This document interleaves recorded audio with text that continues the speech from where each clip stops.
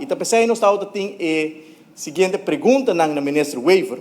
se a o mais 80 dias passa, a o se é planta claro. Passou o dia aí, ainda não está tendo plano, não está tendo manejo, não está tendo direção.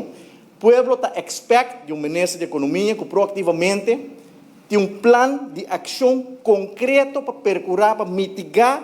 o aumento de preço explosivo que tem no momento aqui na Aruba. Preço sobre o caminho, frigideira não somente da Baxi, sino hoje em dia, tanto no ministro Weaver, a família não pode ter nem estofa mais do aumento de gás. Então, nós temos ministro que tem, que nós sentimos de maneira mabisa, que carece visão e carece plano concreto, plano de ação para adressar o aumento explosivo de custo de vida. Apesar de nós espera que durante a reunião de AUE, nós não guardamos bisaco e mestre de mais tempo, passou mientras tanto, maneira colega Arthur Oliveira disse, a situação cambia, guerra a começar entre Irã e Israel, que atrobe a situação cambia, e durante a apresentação acaba, que nós recebemos dia 28 de abril, a tarifa,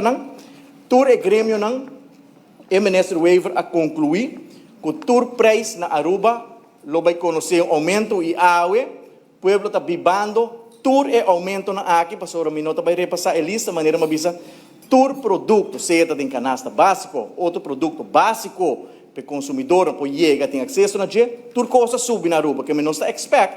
a o ministro de Economia e também de Finanças, para dar insetting, que está o plano concreto de ação que o povo prospera de budget, que também ajuda o povo a melhorar seu poder de compra, melhorar sua qualidade de vida, e mais importante, percurar uma redução de preço sobre nós conhecer a inflação no último lunes aqui, mientras a bordo fazia promessa que o durante o governo,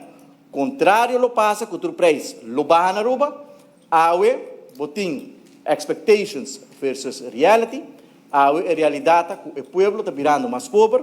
o preço está subindo, e um governo, especialmente o ministro de Finanças e Economia, que nós está aí impressão que está mancruzado.